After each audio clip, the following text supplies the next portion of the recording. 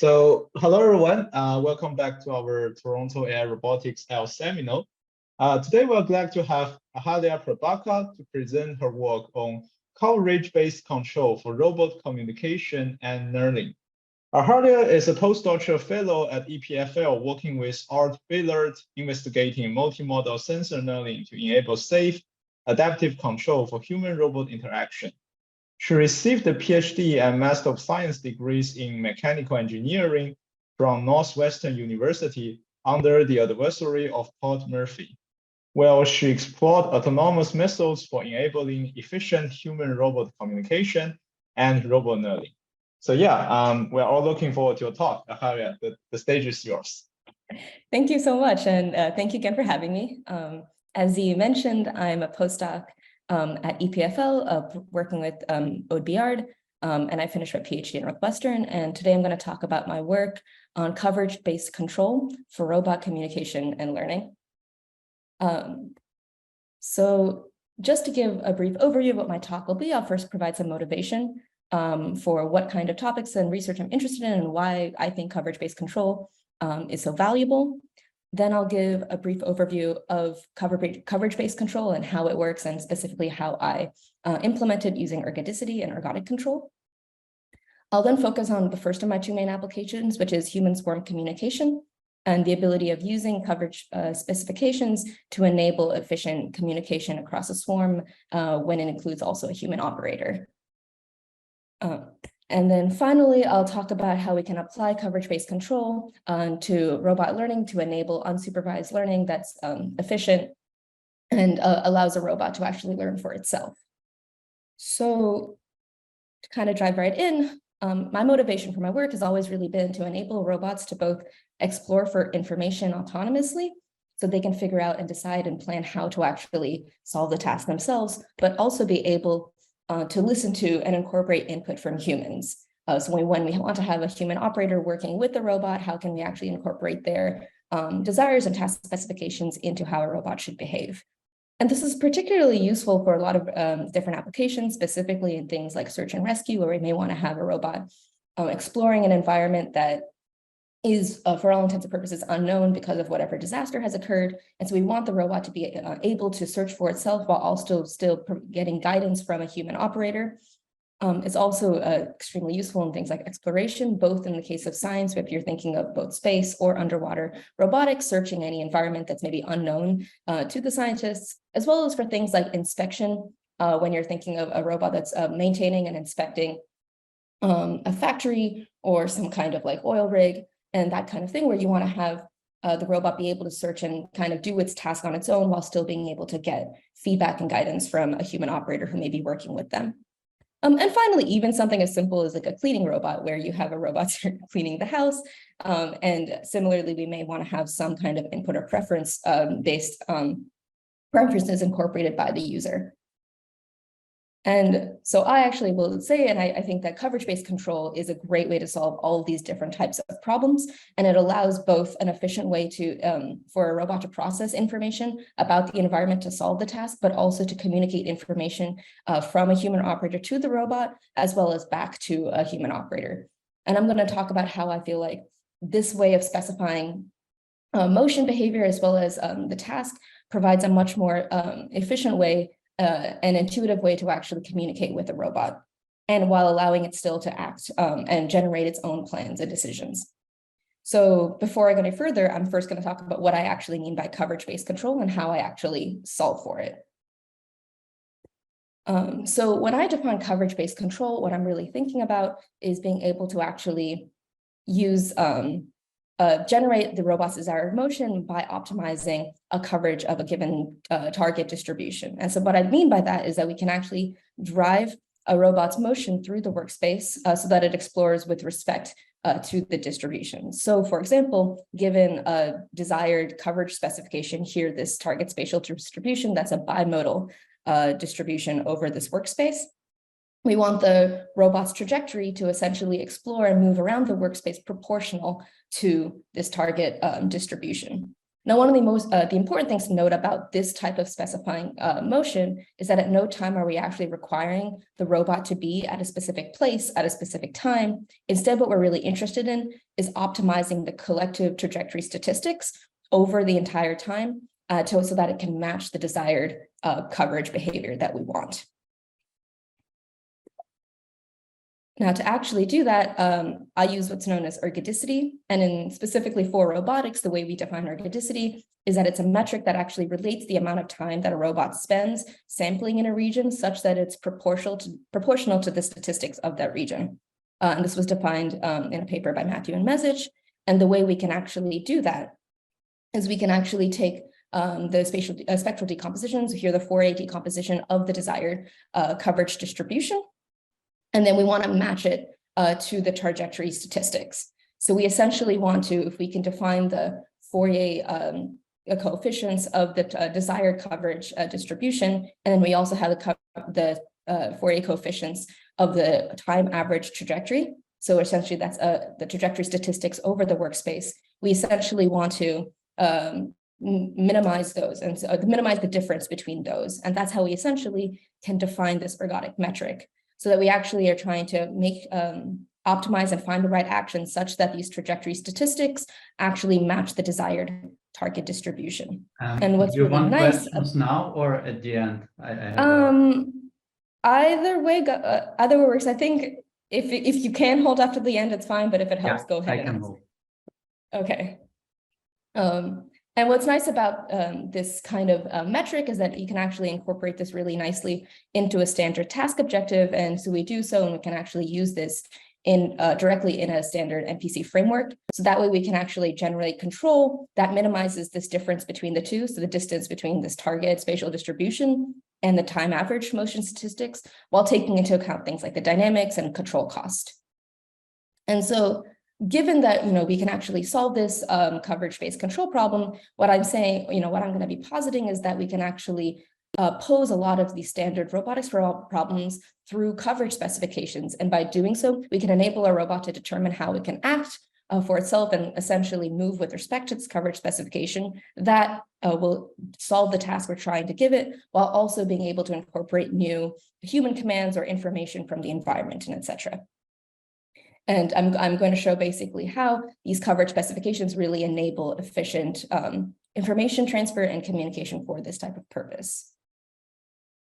So the first topic I'm really going to talk about is the idea of using coverage-based control for human swarm communication.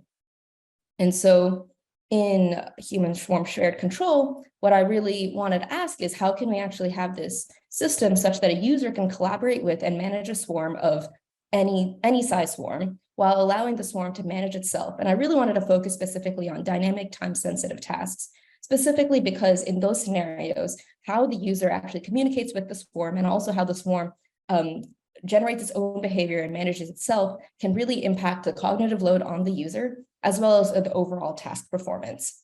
So to really have a successful human swarm shared control system in this type of scenario, we want a swarm control formulation that's simultaneously capable of integrating and dynamically responding to any user's commands that may be given both at the beginning of the task, also throughout the task.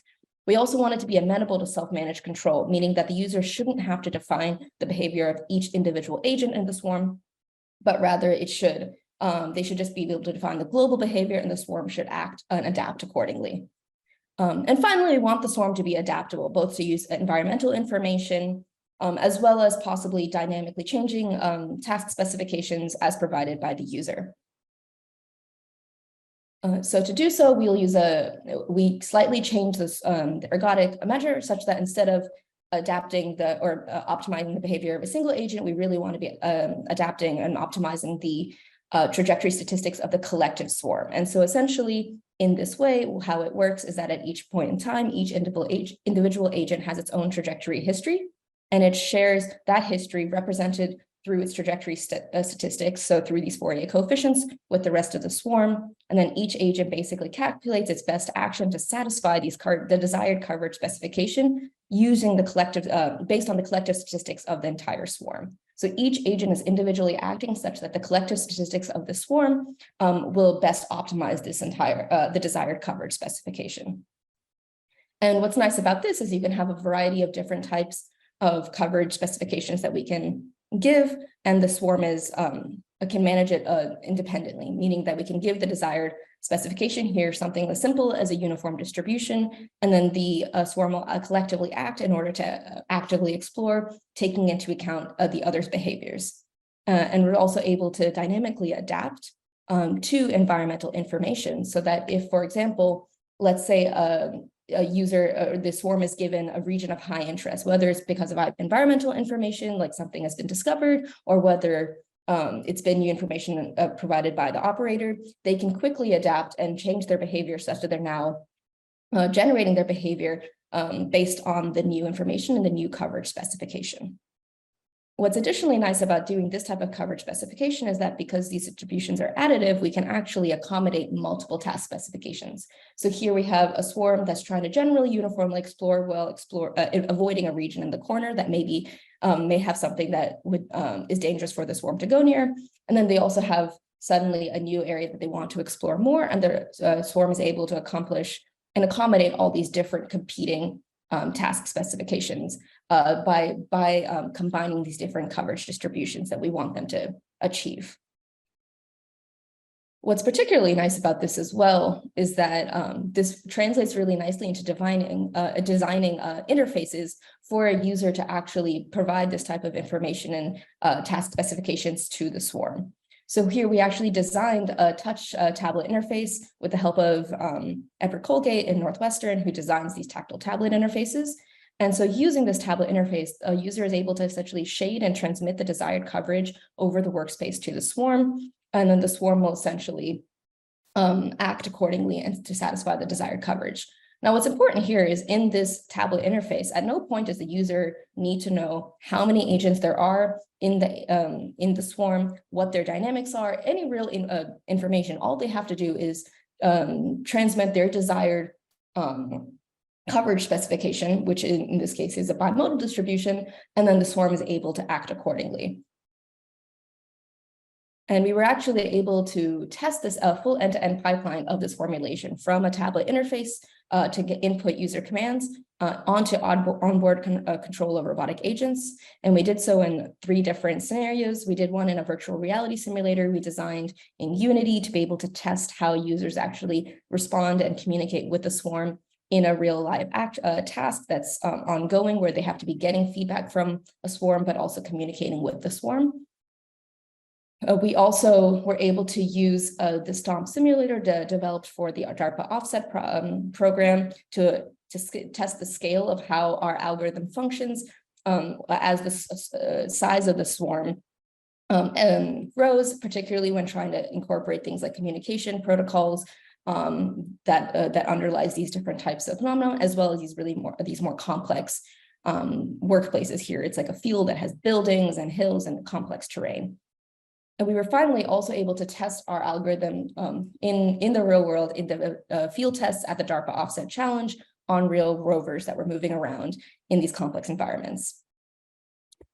And so what's really nice is like so some preliminary results from the user study. The results are still ongoing, but one of the things we really found was that by far these spatial distributions, or the shading as a way of communicating to the swarm by the human operators, was overwhelmingly preferred. And so here the subjects had got a chance to test using the swarm both through this shading method, with also communicating waypoints for each individual agent to move. So basically they could provide individual trajectories to the swarm, as well as having no control, meaning that the swarm was doing their own thing, providing information back to the user, and the user couldn't actually guide the behavior of the swarm.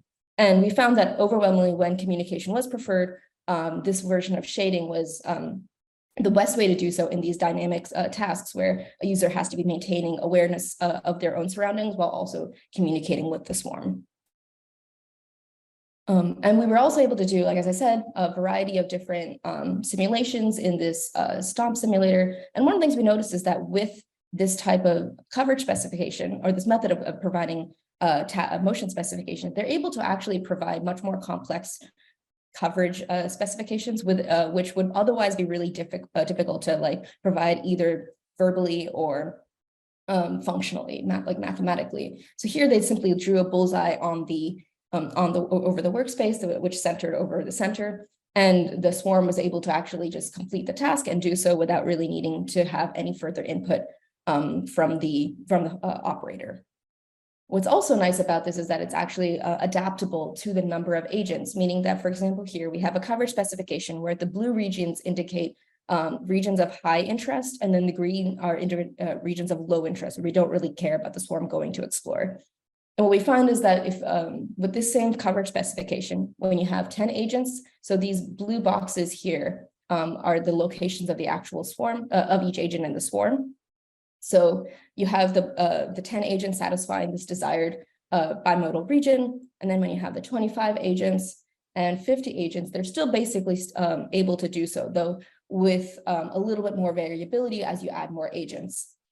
And when you actually look at their trajectory statistics overall, despite the number of different agents, they're still able to satisfy the desired goal. And this is true not just for a starting number of starting different numbers of agents, but also to dynamically changing numbers of agents. So here we have a goal of actually trying to explore these two regions in the top and bottom left corners of the map, and we have about 50 agents doing so. And then halfway through, all the agents in the top left corner were disabled.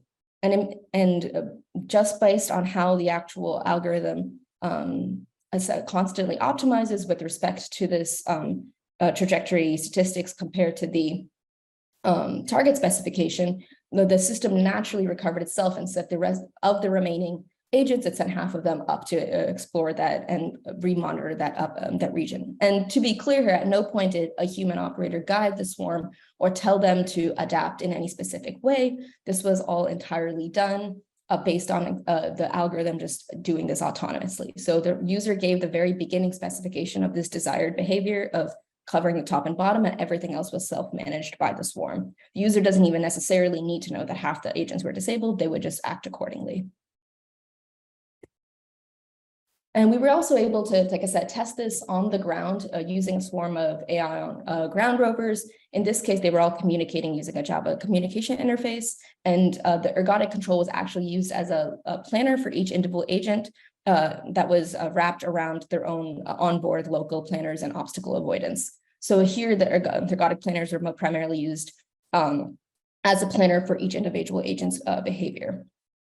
And you'll see here in this video, we've specified through the tactile tablet a bimodal region where these red plus signs are. And then the swarm will actually start going and covering these two together. Now, during these types of, during this type of behavior, obviously, this is all susceptible to things like signal dropout and hardware failure. And we find that, and I'll talk a little bit more in the next slide, that this actually adapts very well to that, but we're able to actually still give the coverage that we want. And overall, it's still able to do so.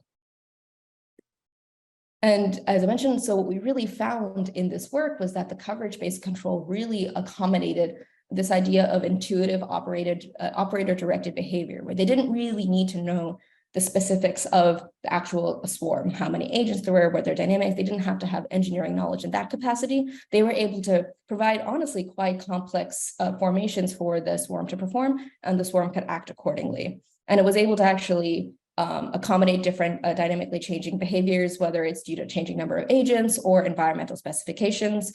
And it was also, we actually found, and this is not by design, we just found this, this was an artifact that emerged from how the ergodic control worked, was that it actually dealt really well with a lot of the real world implementation issues that we faced when actually implementing it on board the rovers in the field.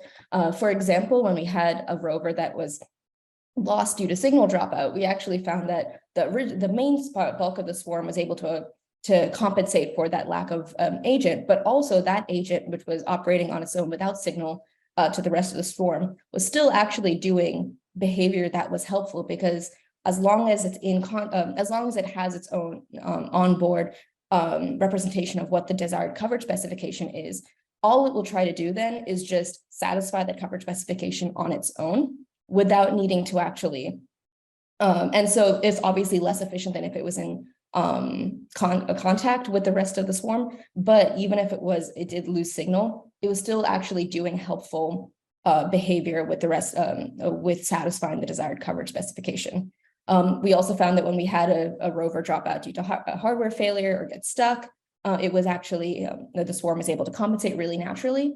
And one of the things that we actually found kind of interesting, and once again, this is not by design, it actually dealt with gridlock fairly well, just kind of anecdotally, where when we had two agents get stuck against each other due to gridlock, or even if they got stuck just in the field due to mud or just in a place that it couldn't necessarily go up the direction it wanted to go, while it was still standing there and trying, because it was negatively impacting the ergodic specification to stay in this place it doesn't want to be for that long, eventually it would just start trying anything, like going in a different direction to actually just get out of that position. So without actually us needing to provide a kind of hierarchical structure of what to do if gridlock is faced, or if it gets stuck somewhere, like it can't go up a particular hill or something like that, we actually found that just the cost that was added on by staying in the same place, in a place it didn't necessarily want to be, caused the rovers to actually accommodate and adapt really quickly and move away and find a different route to get there. And this was all, like I said, an artifact that we found actually kind of cool for actually using this coverage-based control in a way that we didn't actually anticipate, but dealt really well with a lot of the real-world implementations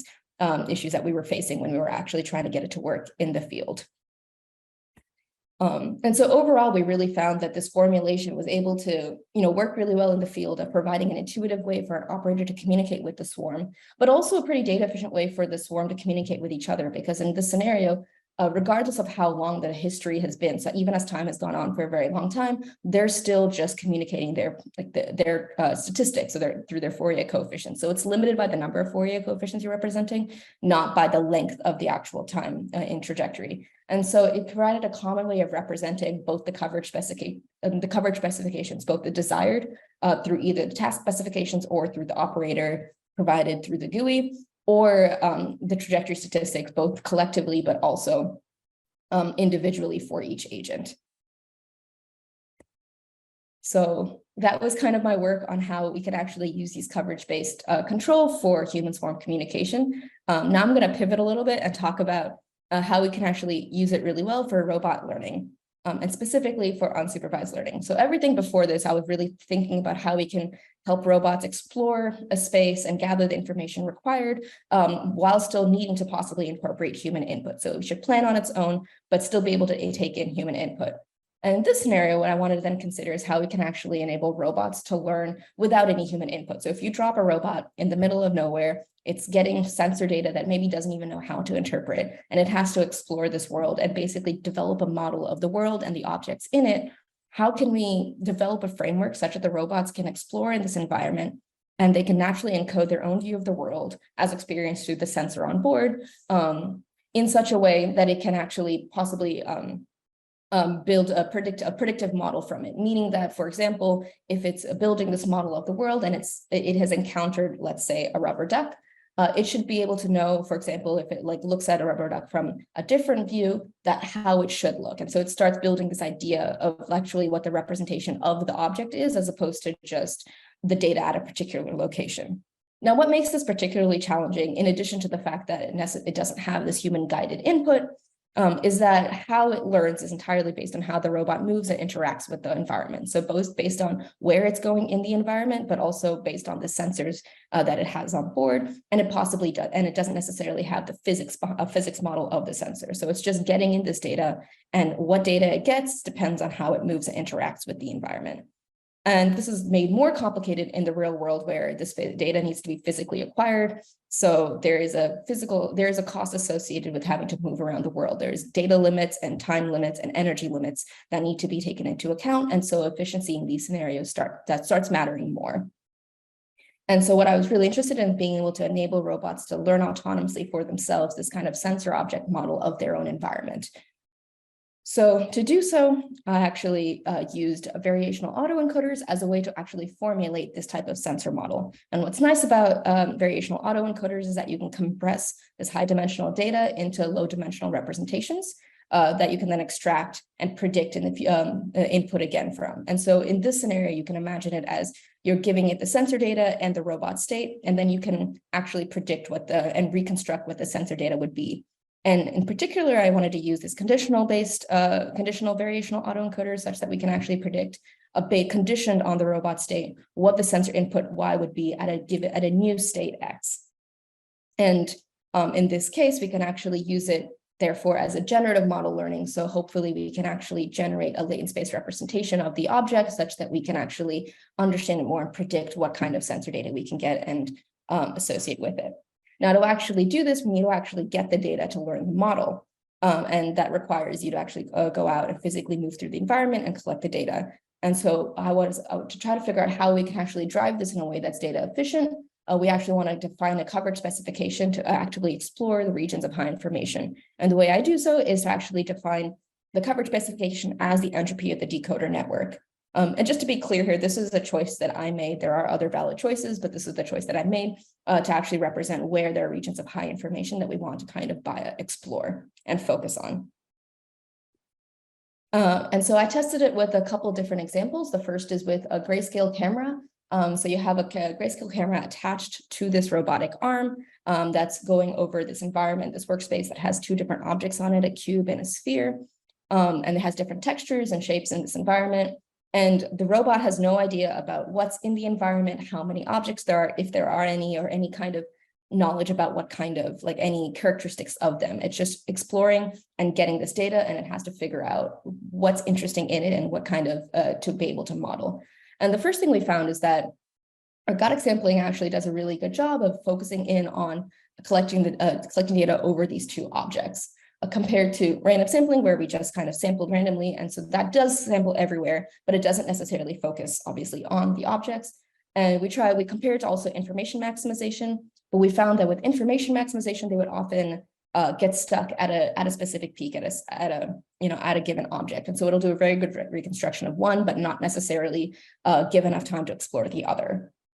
And so this results with this learned model, we can actually develop it such that given data at a particular state, we can encode this into a latent space representation and actually predict how the sensor data will look as you move the camera around the object. And we actually found it does a very good job of actually both noticing and recognizing the relationship between the robot state and the sensor data that emerges, specifically the cube moving around in the object, as well as the features of the actual cube as well of at any given moment. It's kind of recognizing both the location and the color differential, but also the general shape of the object. And it was able to do so for both the cube and the sphere from this learned model. And we find that, we can see that the ergodic sampling is able to learn a good representation for both the cube and the sphere of what the data would look like. Whereas for information maximization, it does a really great job with the sphere, but because it spends most of the time over that, but not necessarily on the cube. With random sampling, you do get a good representation of both, but in terms of the features, specifically the shape between the cube and the sphere, and that difference is a little harder to tell. And that's primarily due to the fact that there's a lot more data from everywhere else, whereas here we focus on the objects of interest. And so what we really find is that the ergodic sampling is able to learn a better model with far less energy expended while sampling around the area. So we're able to actually get a data set that is much more efficient and rich in information for actually learning the interesting objects in the environment, once again, without providing any information to the robot about what is there in the environment of interest. And so this is just naturally emerging from how the ergodic sampling explores. We tested it as well with a much higher dimensional camera. So this is an RGB camera, and we have like a rubber duck lying on the side. So it's a more complex feature in the sense of there's a very complicated shape, there's shadows from the lighting and things like that. And what we find is that the ergodic sampling, once again, naturally starts moving around and spends most of its time moving around the rubber duck. One thing I actually found kind of interesting, and this is once again not necessarily planned, but kind of an artifact of how the coverage specification of the using the entropy of the decoder network in combination with this ergodic control worked, was that it actually found that because the camera is slightly farther away in the sense of in the view, you can see it from further away. it actually didn't necessarily sit just directly on top of the object, but it actually moved around more towards the edges such that the object in view would move much more with even a little bit of the state to really learn that combination of how the robot state is correlated to the actual position of the object, as well as how the object looks at a lot of different angles. And so with that, we were able to actually generate a predictive model that could actually predict how the rubber duck would look in view as you move around the rubber duck. And so this is entirely predicted, and you actually it does a very good job of capturing the shape, this complex shape of this rubber duck, as well as things like the shadows. It's maybe a little bit easier to see here, but you can see the shadows in the actual rubber duck. That's all generally provided from the learned model. And so here we have provided no information about what object it is or any characteristics of it. This is entirely generated from what the learning did. And once again, we were able to do so with less energy expenditure because it's spending more of its time collecting data that's more informative. And finally, I actually wanted to look at a bit more biologically inspired sensory modalities. And so I focused on electrosensing. So electrosensing is a type of sensory modality that's it's found in nature, typically in fish, which are located in murky waters where often vision is insufficient.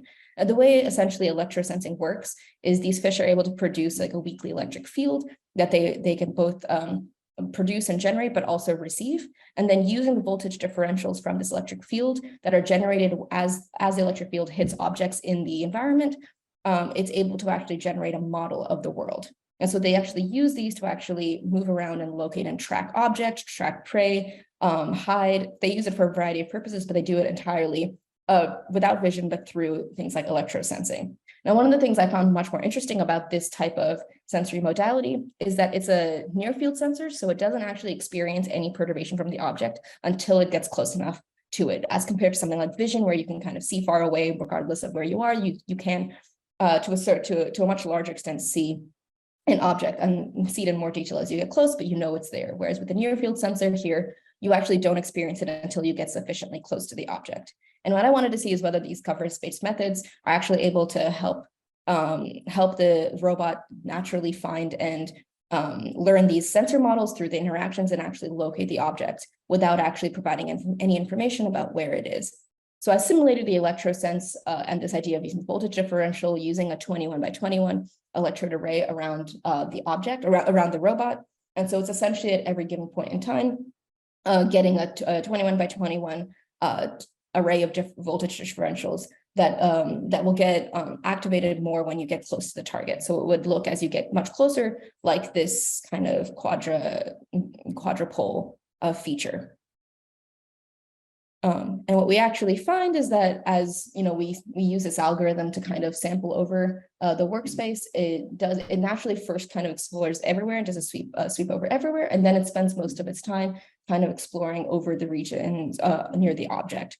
And it's again here, it doesn't sit right on top, but it actually explores around it to really actually learn the features of this sensory modality. So it's not just locating the object, but actually trying to learn how the sensors react to it. And by doing so, we actually get this really nice reconstruction of what the physics-based model would look like. And so we're able to actually generate a much better reconstruction compared to something like random sampling. And we found this particularly interesting because it's a pretty valid way of doing so, where it doesn't actually require us to be able to know how the sensor works, or like the robot doesn't need to know anything about the physics of the sensor or of the environment. It just has its own dynamics and is exploring with respect to it, and then only exploring places where if the sensor data looks interesting. And through that, we're actually able to get this really nice reconstruction. And so overall, we really found that we could actually, first of all, formulate a sensor environment model for our robot through unsupervised learning that uses conditional variational autoencoders, and that it's actually a pretty good way of actually representing this type of model and capturing the most important features in the environment. And that by using this in conjunction with this kind of ergodic specification that seeks out the high information regions, we're actually able to learn this type of model with faster, with lower amounts of data and energy needed. And so we were able to do a much better job of this. And so kind of just as some closing remarks, I just want, I really found that using coverage-based control and coverage specifications really provides a nice way of actually posing many robotics problems that involves communicating or acting on information representations, whether it's trying to communicate information about where you want to explore, or how to explore, or whether it's entirely self-generated by the robot based on its own sensor model. And that using it in conjunction with ergodic control can actually be used to solve a wide variety of these tasks and actually allow the robot to generate its own control to basically satisfy these task demands, both in the case of communication and learning. And with that, I want to thank everyone. I've obviously none of this work would have been possible with just myself. I have a lot of collaborators and colleagues who've helped me out, as well as my advisors and the funding agency. And I just want to leave you with this last video of the very first work that inspired me thinking about how we can use distributions and these kind of coverage distributions to communicate information. So I was able to actually get a robot to generate its own trajectories for drawing a lot of different images. You'll be seeing it throughout this video, entirely just by providing the image and then having the robot generate its own control to do so. I provided no information on how to actually draw or how it should actually draw. It just does so itself, which is good because I do not know how to draw, and it does a much better job than me, but it was able to actually do so entirely through using this coverage specification as the way of generating control. So with that, I'm happy to open up to any questions and discussion. Thank you for this wonderful talk. Wow, I mean, this video is the final. This demo is so amazing. Yeah. So anyone who have questions, please just unmute yourself and ask. Igor, I believe you have some questions, right? Yes, I had some. Yeah, it is a really wonderful talk. So, first of all, I have some technical or a technical question. How do you use the Fourier coefficients to relate them to the probability distribution? Are this like the characteristic function, which is like the Fourier transform of the distribution?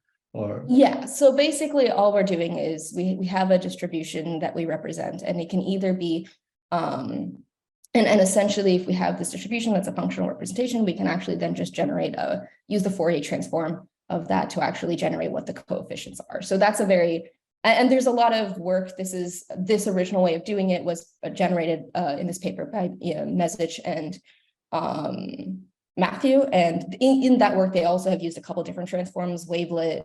I know they did wavelet for sure. So there's a couple different ones. We just kind of chose this one. There are other ones that work as well. It's just kind of what do they compute the coefficients? Is it the density function or is it like the distribution function or something? So for this one, it's essentially we're using sorry, let me think. So in this one here, let me just go back to the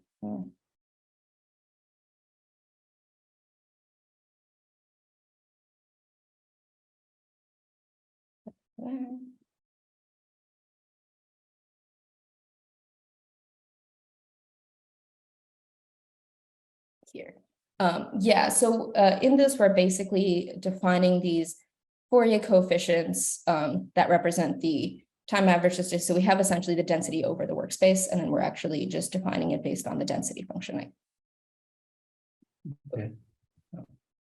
And then you mentioned later that you compute the entropy of the decoder. How do you compute that? Do you apply it basically? Is it like the entropy of the weights, or is it entropy of outputs? Yeah, so in that one, basically when we're actually generating the skip ahead to that one. We're essentially in that one generating the entropy of the here it is of the decoder. And so the way we're doing it is that we're looking at the entropy of the decoder of the output conditioned on the so it's a probability of like a condition on the actual particular state and the latent space that was generated from that state. And so because of that, and because we're defining these probability distributions as a normal distribution, we're actually able to just use the closed form solution for the entropy of this particular distribution. But it's based on the A output. normal distribution, it's just related to the variance, right? So you basically, so it's essentially related to that. But once again, like there are other valid options. That's just the one that worked for us. It's just a design choice. Yeah. And we actually, and it worked surprisingly, well for kind of just a standard using the output and its variance. Yeah, it often, you assume stuff to be normal and it's often not true, but it still then works surprisingly. Yeah, exactly. It's not necessarily, it's one of those things where we were looking to see if there are other options, and it's ongoing research. I'm interested in like looking at is what, is necessarily more, rigorous way of defining what that distribution should be. This is just like a choice we made that, that worked well. But, this has, proved, particularly because also since we're modeling, this is primarily modeling sensors in like that I'm simulating, because the pandemic happened and so things are happening in simulation a lot more. But we were able to, I was modeling noise myself. And so I'm sure that also, played a role in that. I would be, one of the things I'm looking into and I'm curious about is for things like for tactile sensors, where you have things like the BioTac or any kind of fingertip sensor that's trying to explore more of the complicated features like texture, where how you move across it. So it's not just like your position, but also the like the directionality can really affect your behavior. But in those kinds of scenarios, you can also totally imagine that maybe it's not quite as simple of a sensor model that we're trying to learn. But the thing that I found really interesting about this was just that in terms of how the formulation of the actual learning model as well as the algorithm worked, the robot per se doesn't actually need to have any information about that. Like you could just be like providing it its own data and it's like learning the model itself. Or so in terms of for something like modeling tactile sensors, which have been historically very difficult to define the function for, this could be possibly a viable way to start modeling these things, because these are like much more complex models than something that a physics model can necessarily define. Makes absolutely sense. Okay, yeah, then maybe one broader question and one question to the challenge. What do you see, like if you think about this line of work, what do you see as ultimate applications? Because you have shown like 3 very different potential applications.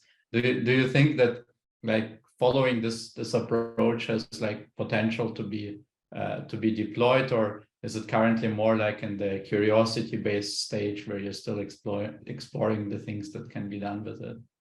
I think that, okay, maybe there's like a couple different, because this has been, I've shown how it could be applied to a lot of different applications. I think that in terms of using it as a way to search and communicate, I think that in terms of a basic level, it can be deployed. And we've actually tested that. That has worked pretty well. And especially, like I said, in real world scenarios, I do think that in terms of how much, so as long as the world space we're looking at, so in this case, like for example, in the swarm communication, it was a 2D, workspace we're looking at primarily. And you could even maybe imagine doing a 3D, like possibly, but as you start getting into spaces that are more like higher dimensional and it's harder to visualize, the idea of this being a kind of intuitive way of looking at things starts becoming more challenging. And I would also say that here, the way I'm specifying, it assumes that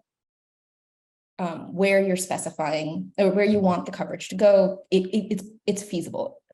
I will say that caveating this, if the robot can't do it, it will, it'll try something different. It won't just stay in one spot and keep trying the same thing. But that being said, there is an assumption that whatever the user is specifying is feasible for the robot or the swarm to do, which in this scenario where you're kind of providing these higher level regions of like over a map, which is kind of how we were really thinking about using it, generally we can, we're assuming that we can find some way to actually do it and satisfy the requirement. But you can imagine if you're actually trying to do something more complex, whether it's a more complex environment that you're trying to explore, or if you're trying to actually explore with respect to, in the case of maybe like so instead of just a 2D position or Cartesian space world, but instead you're trying to actually do something more like moving a robot arm, and so you're using 7-dimensional degree of freedom like arm, and that's what we're trying to use. That starts becoming, I think, more challenging for it being like intuitive. Then it starts looking more like you're just taking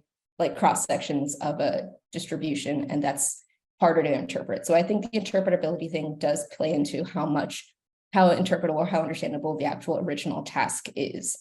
The other part of it, I will say, is this later work that I'm doing looked into how, and there's other work with it that's looked into how we can start expanding this to higher dimensional scenarios, because most of the work was looking at like 2 or 3D cases. In terms of the actual ergodic algorithm, and specifically in the second part of the work, we've actually adapted to a sampling based one, so it can actually expand to higher dimensional state spaces much more easily. But that's still very much, I think, a little bit of, we have done it in simulations on some robots, but whether it's possible to send something like this like to space yet, because one of the things I think has been well known is that at space, like any space robot is like the most preliminary or basic version of an algorithm. They don't even have machine learning up there yet. So I think, having that confidence still will require a lot more verification and validation that what you're doing, works. And with that, I would say, so some of the work we were looking into, for example, avoiding areas. This, because given an infinite amount of time, it doesn't guarantee that it won't. It'll just say that it'll maybe go through, like, depending on how you define it. If in a finite amount of time, it probably won't actually explore that area, but an infinite amount of time, it may. There's no necessarily guarantee that it won't go to a specific place. That would actually have to come from some kind of barrier function or another method of actually providing a kind of region of essentially avoidance. And so this has been really good for actually providing lots of specifications that are more loose, but they don't necessarily provide guarantees that you may want for something like safety. So I guess that would be my last statement on using it. But in terms of validation on actual robots, we've done it's shown pretty well. It's a little unclear once you start, how much it reduces, metrics on how much it reduces cognitive load of a user. I think that depends on the environment, but yeah. Sorry, was there a second part of the question? I forget. No, that was perfect. I have another one, but maybe I can do it later. Maybe someone else, to give other people also time.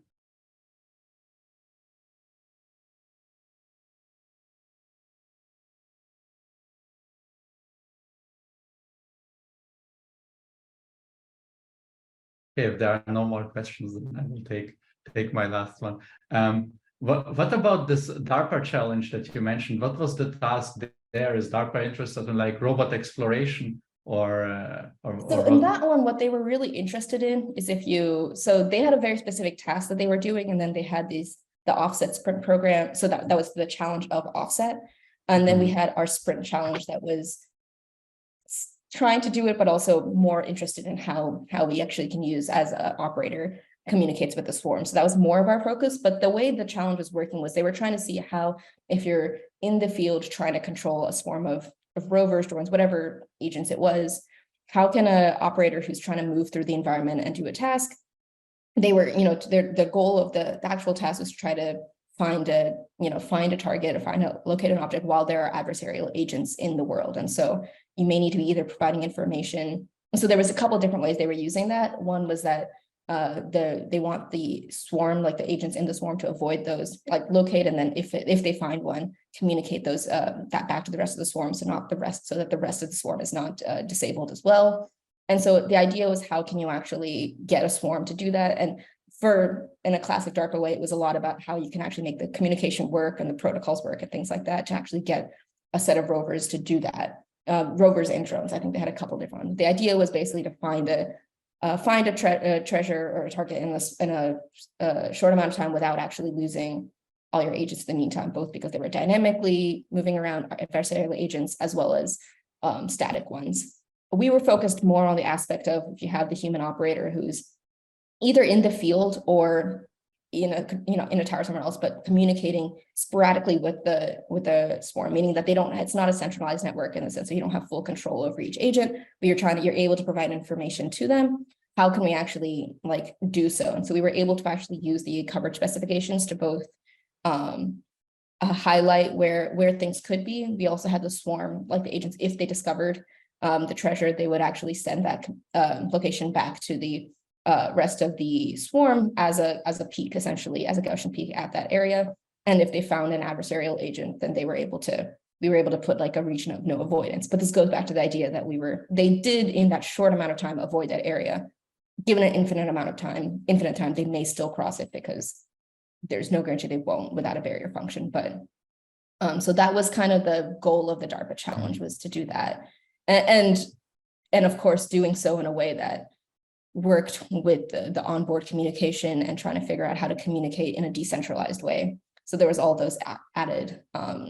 Yeah, that's like a big pain. I was also in some of these projects that involve this. It's the communication is really the actual pain. In our case, that was for us. We like showed up and suddenly like, we tested our algorithm with like 10, 15, 20, 30, 50 agents. And we were like, this works great. And then we showed up and then they were like, so we have 4 agents that work and one of them isn't communicating right now. And then trying to figure out how to like get communication up and running was like way more of a challenge than I think. Like we spent the bulk of our time just getting hardware working. And then we were like, cool. And we could just put our algorithm on and like hope that it works.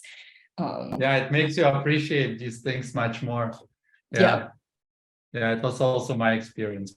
Communication was unexpectedly the worst part of all of it. I think there's a way that we, at least for me, it's like I tend to like, you can think of the things of like physical terrain difficulties of being able to not traverse different areas or whatever. It's much like less intuitive that like it'll be that difficult to communicate amongst a swarm and you have like cell phones every day and you're just like, this should be easy.